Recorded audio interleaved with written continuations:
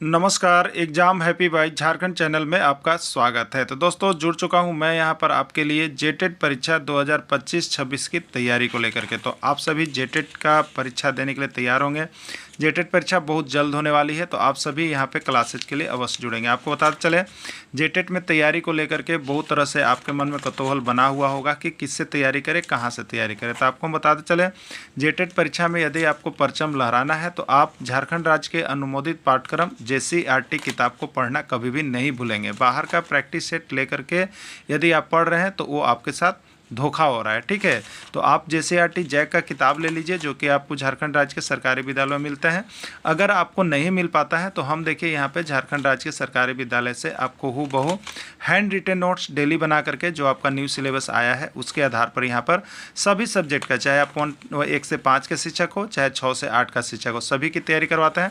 आप घर बैठे यहाँ पर क्षेत्रीय भाषा छोड़ करके सभी सब्जेक्ट का केवल 500 रुपये में तैयारी कर सकते, जिसके लिए देखिए यहाँ पर आपको मोबाइल नंबर दिया गया है 9631054226 पर आप संपर्क करके यहाँ से सभी कोर्सेज परचेज भी कर सकते हैं, तैयारी भी कर सकते हैं। बहुत सारे कोर्सेज बन गए हैं, तो आप अवश्य संपर्क कर लेंगे, घर बैठे ही तैयारी यहाँ से हो जाएगी। चलिए देखते हैं बारे में सत्य कथन क्या है। आपको बताना है कि इसमें ब्रेल लिपि के बारे में सत्य कथन कौन कौन है, ठीक है।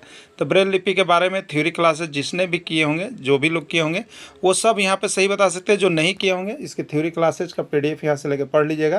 पहला है, यह लिपि अंधे लोगों को पढ़ने के लिए बनाया जाता है, तो ये बिल्कुल सही है। ब्रेल लिपि अंधे लोगों को, दिव्यांग लोगों को, अंधे आँख से जो नहीं दिखता उन लोगों के पढ़ने के लिए बनाया गया है, ठीक है।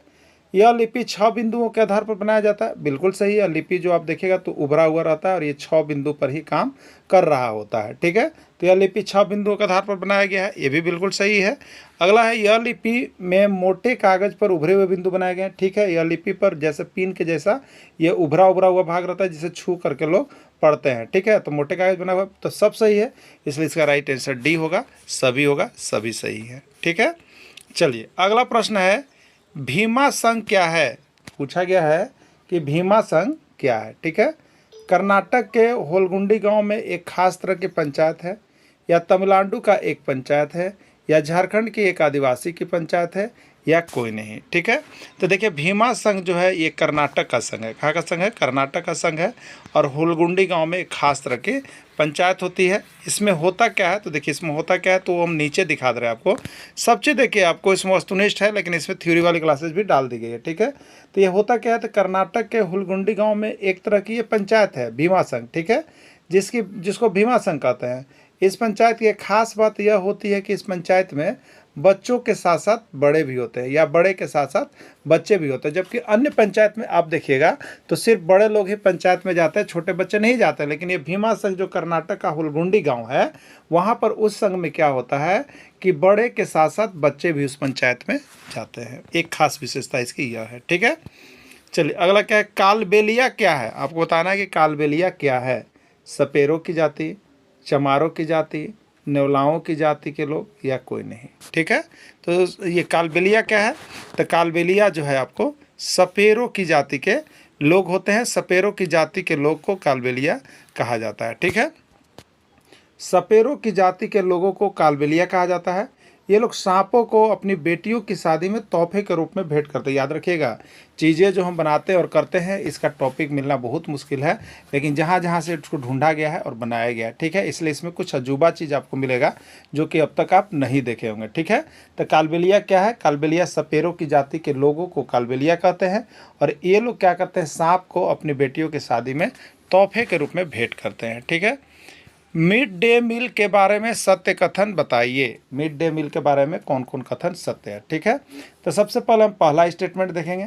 तो पहला स्टेटमेंट है, सरकार के प्राइमरी और उच्च प्राइमरी स्तर तक के सभी बच्चों को निःशुल्क और संतुलित आहार देने का प्रावधान है। बिल्कुल सही है, मिड डे मील में यही होता है, प्राथमिक और उच्च प्राथमिक स्तर के सभी बच्चों को निःशुल्क और संतुलित भोजन देने का प्रावधान किया गया है, ठीक है। चलिए अगला पॉइंट देखते हैं।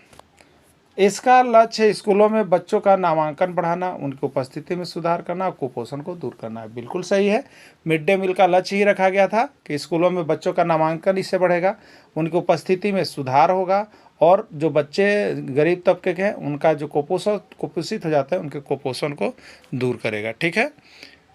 अगला यहाँ पर पॉइंट है, ये भी सही था, बी सी सितंबर 2021 में इसका नाम पीएम पोषण हो गया, बिल्कुल सही है, इसका नाम बदल के पीएम पोषण कर दिया गया है, यानी राइट आंसर इसका डी होगा, सभी होगा, इसमें सभी कथन मिड डे मील के बारे में सही है। ठीक है, मिड डे मील भारत के किस राज्य में सर्वप्रथम लागू किया गया? मिड डे मील जो है भारत के किस राज्य में सर्वप्रथम लागू किया गया? तमिलनाडु, गुजरात, आंध्र प्रदेश या मध्य प्रदेश। ठीक है, तो मिड डे मील भारत के किस राज्यों में लागू किया गया?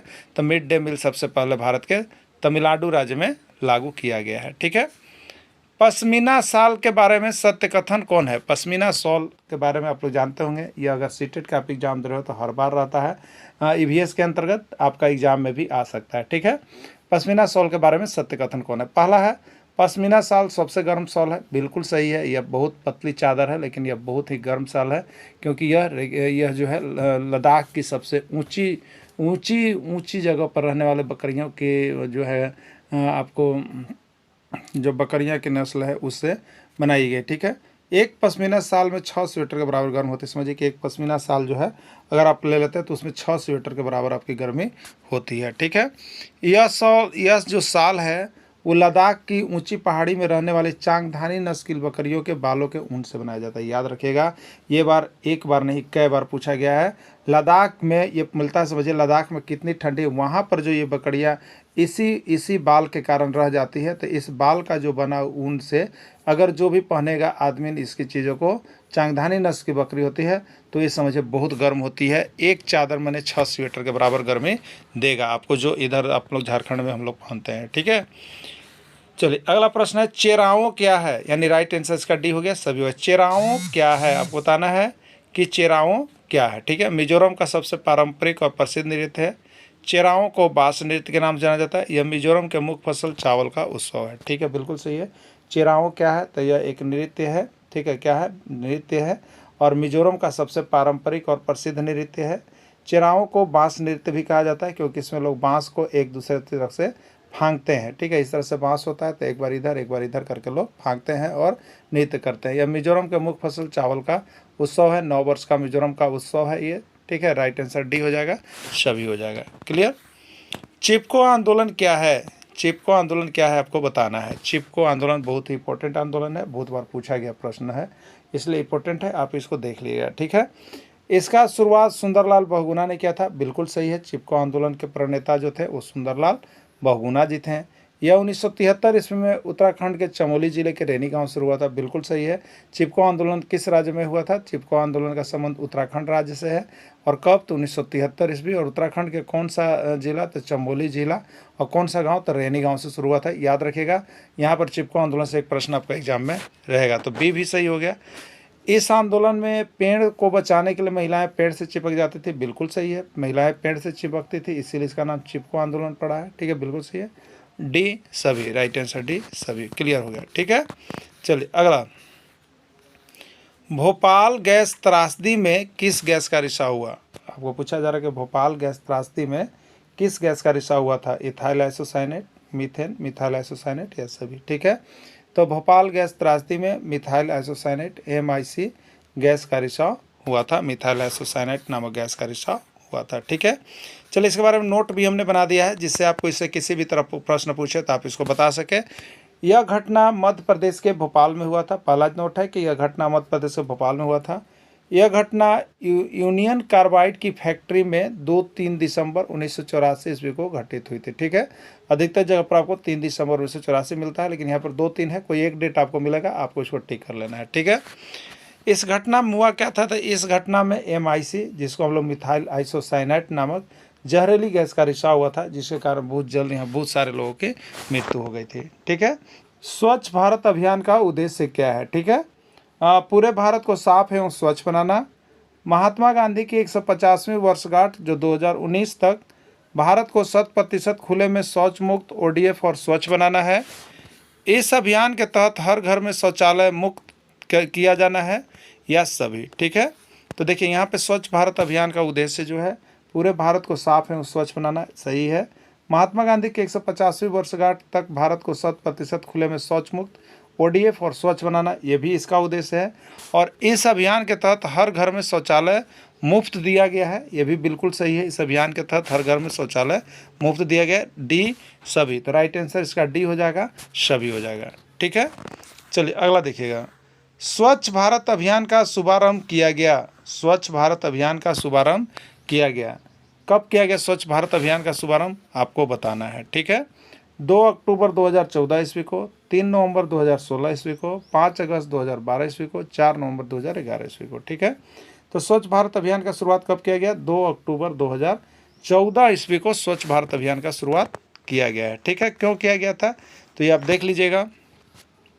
महात्मा गांधी के जन्मदिन के अवसर पर 2 अक्टूबर 2014 को प्रधानमंत्री श्री नरेंद्र मोदी जी के द्वारा इस योजना का शुभारंभ किया गया, जिससे भारत को स्वच्छ रखा जा सके। ठीक है, चलिए अगला है ODF का फुल फॉर्म क्या है। ODF का फुल फॉर्म क्या है, open defecation free out depart of forest, outer department of forest, out of depart fuel. ठीक है, क्या है। ठीक है, तो देखिए ODF का फुल फॉर्म होता है, O से होता है ओपन, D से होता है डिफिकेशन और F से होता है फ्री, यानी खुले में शौच मुक्त। ठीक है, खुले में शौच मुक्त गांव। ठीक है, देखिए ODF का पूर्ण रूप अंग्रेजी में ये होता है, जबकि हिंदी में इसे खुले में शौच मुक्त कहते हैं। तो आप देख लीजिएगा, कभी कभी फुल फॉर्म पूछेगा कि इसका पूर्ण रूप क्या है, इसका फुल फॉर्म क्या है, तो हिंदी में भी रहेगा खुले में शौच मुक्त, और अंग्रेजी में होगा तो ओपन डिफिकेशन फ्री होगा। ठीक है, 100% पहले खुले में शौच मुक्त राज्य है, कौन सा ऐसा राज्य है भारत का जो सबसे पहले ODF घोषित किया गया था, सबसे पहला राज्य वो कौन सा है, सिक्किम, गुजरात, झारखंड, बिहार।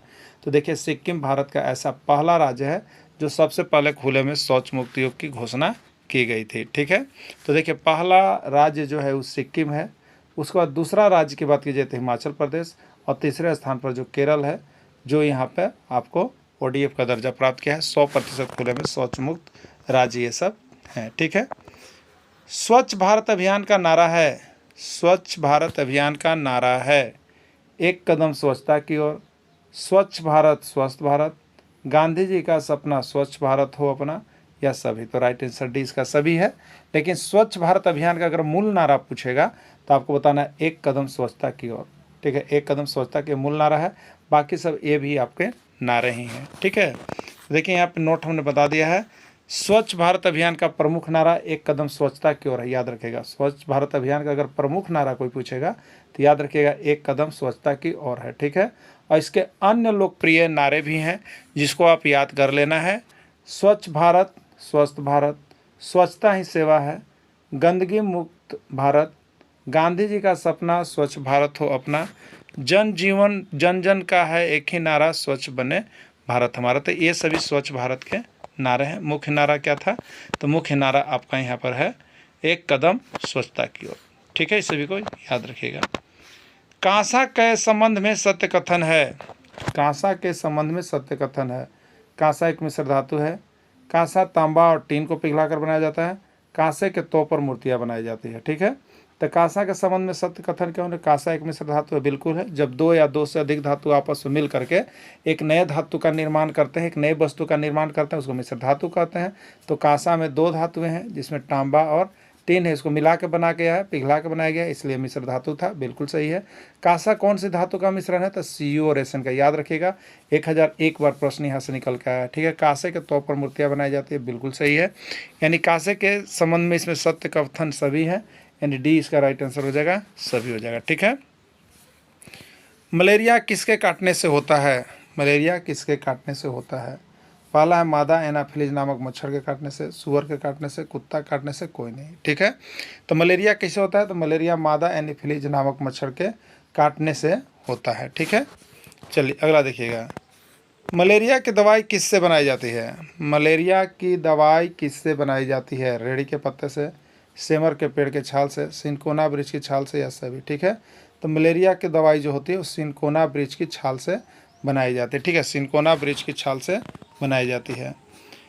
मलेरिया किसका वाहक होता है, मलेरिया किसका वाहक होता है, परजीवी का, जीवाणु का, विषाणु का, या कोई नहीं। ठीक है, तो मलेरिया क्या होता है, प्लाज्मोडियम नामक परजीवी होता है। ठीक है, मलेरिया क्या होता है, प्लाज्मोडियम नामक परजीवी का वाहक होता है, जो आपको यहाँ पे मच्छर मादा एनाफिलीज नामक मच्छर के काटने से फैलता है। ठीक है, तो मादा मलेरिया क्या है? प्लाज्मोडियम नामक परजीवी का वाहक है। पोलियो किससे फैलता है? पोलियो किससे फैलता है? जीवाणु, विषाणु, प्रोटोजोआ या कोई नहीं। ठीक है, पोलियो किससे फैलता है? तो पोलियो आपको जो है विषाणु से फैलता है और इसमें तंत्रिका तंत्र जो होता है अधिक प्रभावित होता है। वन्य जीव संरक्षण अधिनियम कब पारित किया गया? 1971 ईस्वी, 1972 ईस्वी, 1973 ईस्वी, 1974 ईस्वी। ठीक है, तो वन्य जीव संरक्षण अधिनियम कब पारित किया गया? 1972 ईस्वी में पारित किया गया। ठीक है, भारत का पहला नेशनल पार्क या राष्ट्रीय उद्यान किस राज्य में है? ठीक है, भारत का पहला नेशनल पार्क याद रखिएगा या राष्ट्रीय उद्यान के नाम से किस राज्य में? झारखंड, बिहार, उत्तराखंड, पश्चिम बंगाल। ठीक है, तो ये उत्तराखंड राज्य में है। ठीक है, कौन सा है उसको देख लीजिएगा। भारत का पहला राष्ट्रीय उद्यान जिम कॉर्बेट राष्ट्रीय उद्यान है। ठीक है, जिम कॉर्बेट नेशनल पार्क मानिए, जिम कॉर्बेट राष्ट्रीय उद्यान मानिए। इसकी स्थापना 1936 ईस्वी में हुई थी और इसके पूर्व इसका नाम जो है हेली नेशनल पार्क था। और यह स्थान कहाँ पर स्थित है? तो उत्तराखंड राज्य के नैनीताल जिले में स्थित है और यह बाघों के संरक्षण के लिए प्रसिद्ध है। ठीक है, में कौन बाढ़ से संबंधित नहीं है? आपको बताना है। पंजाब टेट 2011 का है। बाढ़ से किसका संबंध नहीं होता? जान माल की क्षति, ये बाढ़ से संबंधित है। बाढ़ जब आता है तो जान माल की क्षति होती है। मिट्टी का अपरदन, ये भी होता है। मिट्टी कट जाती है, एक दूसरे से दूसरे जगह बह के चले जाती है, ये भी होता है। बीमारियों का कम होना, बाढ़ का इससे कोई संबंध नहीं है, बीमारी कम होगा या ज़्यादा होगा। पेयजल का दूषित होना, ये बाढ़ से जुड़ा हुआ है।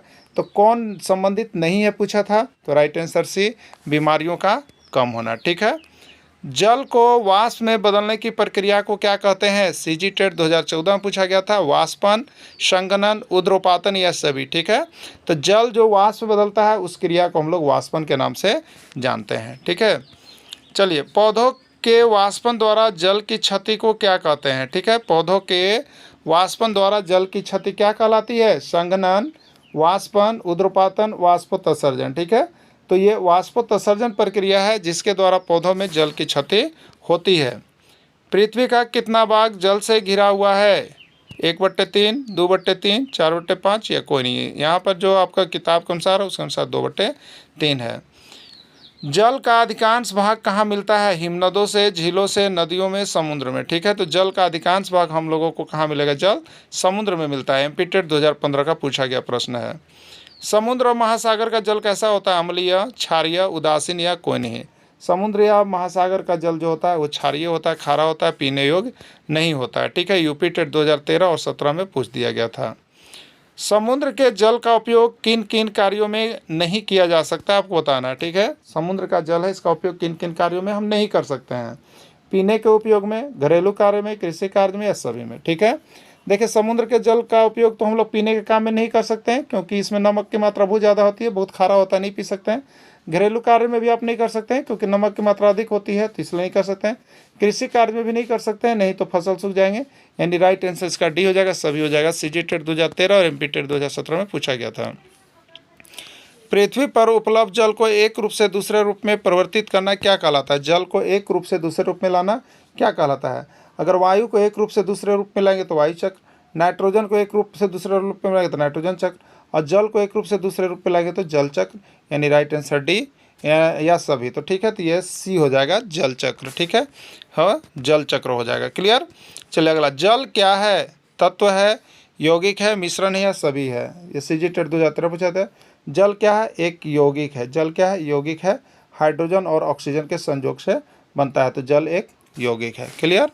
चलिए अगला, जल किन किन तत्वों का यौगिक है? हाइड्रोजन, ऑक्सीजन, ए और बी दोनों या कोई नहीं। ठीक है, तो जल किन तत्वों का यौगिक है?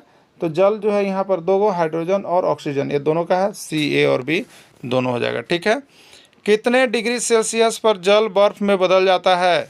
हरियाणा टेट 2013 का प्रश्न है, कितने डिग्री सेल्सियस पर जल बर्फ में बदल जाता है? Right answer B, 0 degree Celsius. Clear? कितने डिग्री सेल्सियस पर जल उबलने लगता है? 0 degree Celsius, 100 degree Celsius, 200 degree Celsius. ठीक है, तो 100 डिग्री सेल्सियस पर जल क्या होता है? बर्फ में जल उबलने लगता है। ठीक है, संसार की सबसे ऊंची पर्वत श्रेणी है? हिमालय, रॉकी, गॉर्डविन ऑस्टिन या काराकोरम। ठीक है, तो यूपी टेट और उत्तराखंड टेट में पूछा गया है। संसार की सबसे ऊंची पर्वत श्रेणी का नाम हो जाएगा हिमालय। ठीक है, हिमालय का सबसे ऊंचा पर्वत शिखर कौन सा है? हिमालय का सबसे ऊंचा पर्वत शिखर Kanchenjunga, mount Everest, Nanda Devi, Dhaulagiri. MP TET 2016, AP TET 2017। तो हिमालय का सबसे ऊंचा पर्वत शिखर जो है आपका माउंट एवरेस्ट है। ठीक है, माउंट एवरेस्ट है। माउंट एवरेस्ट किस देश में स्थित है आपको बताना है। भारत, नेपाल, बांग्लादेश या सभी। सीजी टेट में भी है, एमपी टेट में भी है, यूपी टेट में भी है। ठीक है, तो माउंट एवरेस्ट किस देश में स्थित है। नेपाल देश में स्थित है। क्लियर। माउंट एवरेस्ट की ऊंचाई कितनी है आपको बताना है कि माउंट एवरेस्ट की ऊंचाई कितनी है। सीजी टेट, एमपी टेट और यू टेट में पूछा गया प्रश्न है। तो माउंट एवरेस्ट की ऊंचाई 8,848 मीटर, या अभी के क्रम में इसमें 8,852 भी मिल सकता है, लेकिन 48 से ऊंचा ही जाना है। ठीक है, चलिए अगला देखिएगा। भारत में हिमालय का सबसे ऊंचा पर्वत शिखर कौन है। अब माने हिमालय का सबसे ऊंचा पर्वत शिखर माउंट एवरेस्ट में हो गया, माउंट एवरेस्ट हो गया, लेकिन ये किस में है, ये नेपाल में है, नेपाल में है। लेकिन भारत में जो है हिमालय की सबसे, नेपाल में है। ठीक है, भारत में हिमालय की सबसे ऊंची पर्वत शिखर कौन है, तो वो अब आपको बताना है यहाँ पे। तो वो हो जाएगा आपका कंचनजंगा हो जाएगा। ठीक है, क्या हो जाएगा, कंचनजंगा। कंचनजंगा की ऊंचाई कितनी है। 8,848 मीटर, 8,598 मीटर, 8,312 मीटर, या कोई नहीं। यूपी टेट 2019 का पूछा गया प्रश्न है। ठीक है, तो कंचनजंगा की ऊंचाई कितनी है, 8,598 मीटर है। ठीक है, तीन और समुद्र से घिरा हुआ क्षेत्र क्या कहलाता है। तीन और समुद्र से घिरा हुआ क्षेत्र क्या कहलाता है। द्वीप, प्रायद्वीप, खाड़ी या कोई नहीं। ठीक है, तो याद रखिएगा प्रायः तीन, प्रायः तीन। ठीक है, प्रायः तीन लोगों को नहीं जाना चाहिए, प्रायः तीन। तो तीन और से जब रहेगा तब प्रायद्वीप याद रखिएगा। ठीक है, प्रायद्वीप राइट आंसर प्रायद्वीप हो जाएगा। ठीक, चार और समुद्र से घिरा हुआ क्षेत्र क्या कहलाता है। तो एगो देखिए होता है द्वीप और एक होता है प्रायद्वीप। तो प्रायः तीन याद रखिएगा, तो तीन वाला प्रायद्वीप हो गया, तो चार वाला द्वीप हो गया। राइट आंसर ये द्वीप हो जाएगा। ठीक, प्रत्येक वर्ष विश्व वन दिवस किस तिथि को मनाया जाता है। उत्तराखंड टेट 2019 का पूछा गया प्रश्न है। प्रत्येक वर्ष विश्व वन दिवस किस तिथि को मनाया जाता है। 10 मार्च, 12 मार्च, 22 मार्च या 21 मार्च। ठीक है, राइट आंसर इसका डी है 21 मार्च। क्लियर। झारखंड राज्य में कितने क्षेत्रफल पर वन फैला हुआ है। 23,200, 23,605, 22,605 वर्ग किलोमीटर, 23,804 वर्ग किलोमीटर। ठीक है, तो झारखंड राज्य में जो क्षेत्रफल पर वन फैला हुआ है वो आपका 23,605 वर्ग किलोमीटर पर। झारखंड राज्य में कितना प्रतिशत भाग पर वन है बताना है। 29%, 25%, 22% या 24%। ठीक है, तो झारखंड राज्य में जो वन है वो आपका 29% है। पेड़ पौधे या वन किसका संतुलन करते हैं। ऑक्सीजन का, कार्बन डाइऑक्साइड का, ए और बी दोनों का, या कोई नहीं। तो राइट आंसर सी होगा, वो सभी का संतुलन करते हैं वन। ठीक है, राइट आंसर सी, ए और बी दोनों। प्रकृति का फेफड़ा किसको कहा जाता है। वायु को, जल को, वन को या भूमि को। देखिए कितने जगह प्रश्न पूछे गए हैं। उत्तराखंड, उत्तर प्रदेश, मध्य प्रदेश। ठीक है, प्रकृति का फेफड़ा किसको कहा जाता है, तो प्रकृति का फेफड़ा वन को कहा जाता है, याद रखिएगा। ठीक है, लवणीय जल या पीने योग्य जल कितना होता है। देखिए एक होता है लवणीय जल और एक होता है अलवणीय जल। अलवणीय जल मतलब जिसमें लवण नहीं है, या पीने योग्य जल है, वो कौन है। 2.7, 1.2, 4% या कोई नहीं। ठीक है, तो अलवणीय जल या पीने योग्य जल कितना है, 2.7% है। क्लियर। लवणीय जल या पीने योग्य जल कितना प्रतिशत नहीं है आपको बताना है। ठीक है, 90%, 93%, 96% या 97%। ठीक है, लवणीय जल या पीने योग्य जल जो होता है वो कौन होता है, समुद्र का जल होता है। ये लवणीय है, ये खारा है, ये पीने योग्य नहीं है। ठीक है, लवणीय जल या पीने योग्य जल कितना प्रतिशत नहीं पूछा है। ठीक है, तो पीने योग्य जो नहीं है वो क्या है आपका, तो वो आपका समुद्र मिलता है। समुद्र में कितना है, तो 97% जल जो है समुद्र में मिलता है, खारा है, वो पीने योग्य नहीं है। तना के रूप में खाया जाने वाला भोजन कौन सा है आपको बताना। तना के रूप में किसको किसको खाया जाता है। गन्ना को, प्याज को, आलू को, सभी को, सभी ये तना के रूप में खाया जाता है। बिहार टेट यह पूछा गया है। ठीक है, जड़ के रूप में खाए जाने वाला भोजन कौन कर, याद रखिएगा जड़ तना। यहाँ से एगो प्रश्न रहेगा तो रहेगा, 100% आपको बता दे रहे हैं, इसलिए इसको और भी देखना होगा। तो आप JCERT किताब में बायोलॉजी सेशन में जा करके देख लीजिएगा, वहाँ पर आपको इसका पूरा डिटेल्स दिया हुआ है। इसलिए आप लोग अगर और अधिक पढ़ना चाहते होंगे तो बाहर का कुछ नहीं पढ़ना, इस नोट्स के अलावा JCERT किताब का जो हमने आपको टॉपिक बता दिया है वहाँ से जा करके देख लीजिएगा, आपको 100% कंप्लीट हो जाएगा। 6 थ्योरी क्लास में सब कुछ आपको बता दिया गया है। ये तो देखिए आपकी प्रैक्टिस सेशन चल रही है कि अब आपने अगर मिक्सअप हमने कर दिया तो आप कितने कितने यहाँ से सही बना पा रहे हैं, कितने सही नहीं बना पा रहे हैं। ठीक है, तो ये आपके ऊपर होगा, तो आप सभी लेकर के जरूर पढ़िए। ठीक है, और शाम को 7 बजे अवश्य जुड़िएगा, जिससे 1 से 5 के लिए आपकी अच्छी तैयारी हो सके। ठीक है, तो गाजर भी जड़ के रूप में खाया जाता है, चुकंदर भी जड़ के रूप में खाया जाता है, मूली का भी जड़ ही खाया जाता है, इसलिए राइट आंसर डी होगा, सभी हो जाएगा। क्लियर, तो जड़ के रूप में खाया जाने वाला ये सभी भोजन है। पत्तियां के रूप में खाया जाने वाला भोजन कौन है? कौन कौन सी चीज़ है जो पत्तियां के रूप में खाई जाती है? हरियाणा टेट 2016 में पूछा था। सरसों, पालक, मेथी या सभी। सरसों का जो पत्ती होता है वो भी हम लोग भोजन के रूप में लेते हैं, पालक की जो पत्ती होती है उसको भोजन के रूप में लेते हैं, मेथी की जो पत्ती होती है उसको, यानी राइट आंसर डी होगा, सभी होगा। क्लियर, चलिए अगला देखिएगा। फलीदार पौधों के रूप में खाया जाने वाला भोजन है। फलीदार पौधे, हाँ, फलीदार पौधे जिसमें आपका दाल वाले पौधे, फलीदार मतलब दाल वाली पौधे, चना का भी दाल है, अरहर का भी दाल है, सोयाबीन का भी, सभी, यानी फलीदार पौधे के रूप में खाया जाने वाला भोजन इसमें सभी है। ठीक है, चलिए अगला। खाद्य तेल वाले पौधों के रूप में खाया जाने वाला भोजन है। खाद्य तेल वाले पौधों के रूप में खाया जाने वाला भोजन है सरसों, तिल, मूंगफली या सभी। ठीक है, खाद्य तेल में खाया जाने वाला भोजन सरसों भी है, तिल भी, सरसों का भी तेल होता है, तिल का भी तेल होता है, मूंगफली का भी होता है, इसलिए राइट आंसर डी सभी हो जाएगा। क्लियर, पंजाब टेट 2017 में पूछ लिया गया था। ठीक है ना।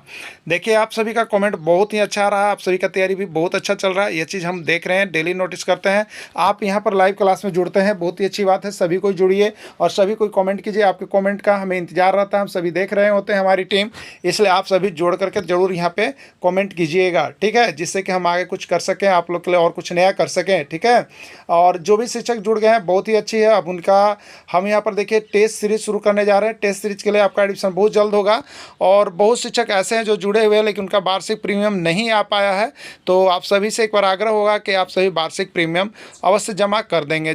ठीक है, क्योंकि यहाँ पर 2024 से आप लोगों का जुड़ाव है, जिनका 2024-25 में एडमिशन है वो जरूर कर लेंगे, 26 वाले को नहीं करना है। ठीक है, तो आप सभी जुड़ जाइए और तैयारी शुरू कर दीजिए, क्योंकि अब आप विलम्ब करते हैं तो आपका नुकसान हो रहा है ना। मसाले वाले पौधे के रूप में खाया जाने वाला भोजन कौन सा है? सरसों, जीरा, सौंफ या सभी। ठीक है, हमारे घर में जो मसाले बनते हैं सब्जी के लिए उसमें कौन कौन चीज़ का उपयोग होता है? तो सभी को जानते हैं, सरसों भी उसमें होता है, जीरा भी होता है, सौंफ भी होता है, सभी यानी मसाले के रूप में इस सभी भोजन को खाया जाता है। पौधों का सबसे कठोर भाग कौन होता है? बताइए। पौधों का सबसे कठोर भाग पत्ता होता है, तना होता है, पुष्प होता है, कोई नहीं। ठीक है, सबसे मुलायम भाग तो पुष्प हो गया, सबसे कठोर भाग तना हो गया, तो राइट आंसर बी होगा, तना होगा। ठीक है, पत्ती में रेखित संरचना को क्या कहते हैं? शीरा, शीर, पर्णवृत्त या फलक। ठीक है, तो पत्ती में रेखित संरचना को हम लोग शीरा कहते हैं। हरे पेड़ पौधे अपना भोजन किसकी उपस्थिति में बनाते हैं? सूरज का प्रकाश, जल की उपस्थिति, वायु में या कोई नहीं। ठीक है, तो हरे पेड़ पौधे अपना भोजन किसकी उपस्थिति में बनाते हैं? सूर्य का प्रकाश, जल, वायु या कोई नहीं। ठीक है, तो हरे पेड़ पौधे अपना भोजन जो होता है सूर्य के प्रकाश की उपस्थिति में बनाते हैं। अगर सब चीज़ उपस्थित हो लेकिन सूर्य का प्रकाश अगर नहीं मिलेगा तो भोजन नहीं बनेगा, राइट आंसर ए होगा। ठीक है, हरे पेड़ पौधे किसके द्वारा जल एवं खनिज लवण को अवशोषित करते हैं? पत्ता, तना, जड़ या कोई नहीं। ठीक है, तो हरे पेड़ पौधे किसके द्वारा करते हैं बताइए? तो जड़ के द्वारा करते हैं, जड़ के द्वारा खनिज लवण का अवशोषण करते हैं। पत्तियों में मौजूद हरे रंग को क्या कहते हैं? पत्तियों में मौजूद हरे रंग को क्या कहते हैं? क्लोरोफिल, प्रकाश संश्लेषण, पर्णवृत्त या कोई नहीं। ठीक है, तो पत्तियों में मौजूद हरे रंग के पदार्थ को हम लोग क्या कहते हैं?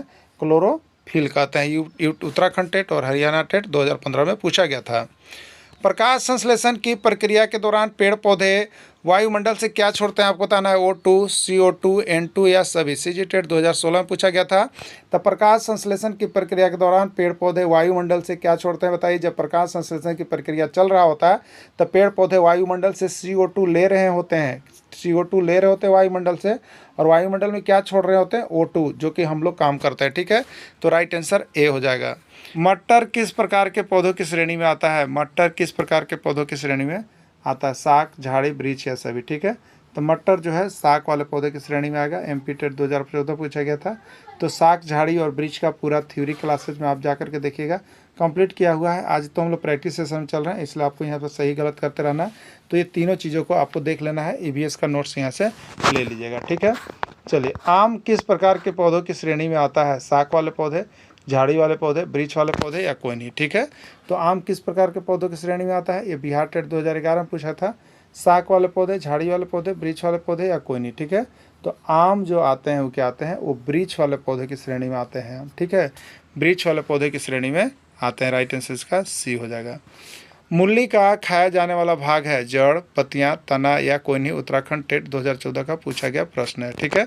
तो मूली का क्या खाया जाता है बताइए। तो मूली का हम लोग जड़ खाते हैं। क्या खाते हैं? जड़। मूली का जड़, गाजर का जड़ खाते हैं। पालक में खाया जाने वाला भाग है, पालक में कौन सा पालक का खाते हैं हम लोग? जड़ खाते हैं, पत्तियाँ खाते हैं, तना खाते हैं, या सभी, ठीक है।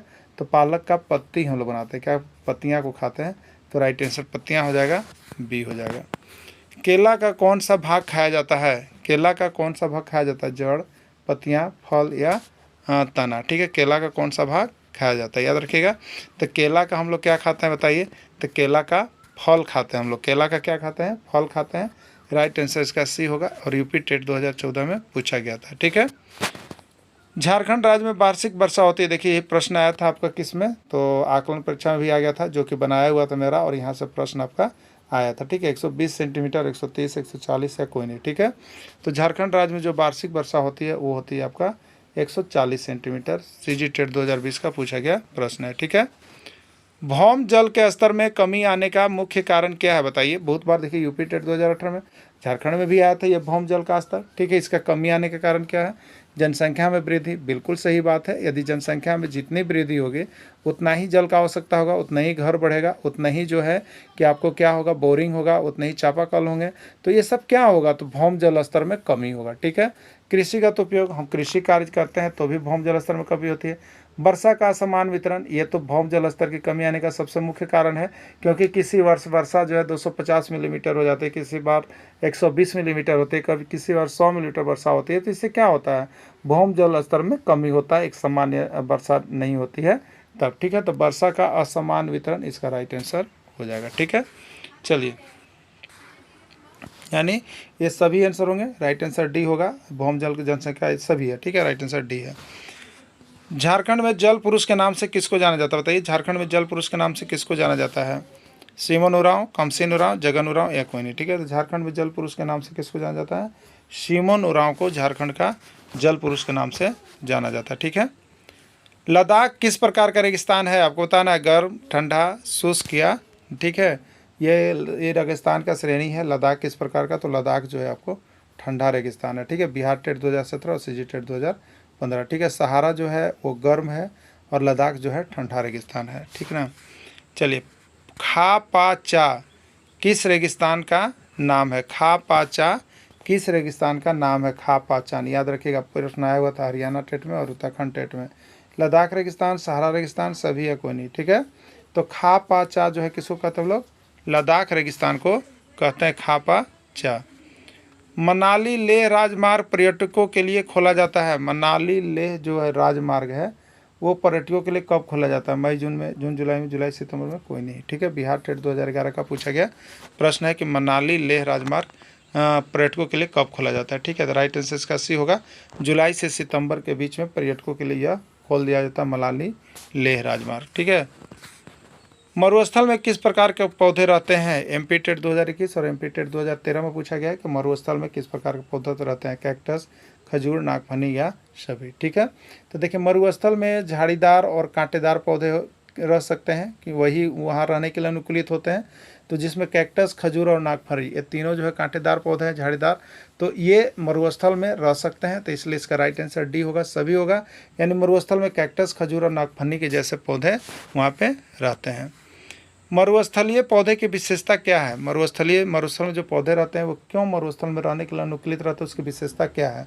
एमपी टेट 2016 में पूछा गया था। कांटेदार होते हैं, इनका तना मोटा होता है, इनका वाष्पोत्सर्जन दर कम होता है, डी सभी, ठीक है। तो मरुस्थलीय पौधे की विशेषता है कि ये कांटेदार होते हैं, क्योंकि मरुस्थल में कांटेदार पौधे ही होते हैं।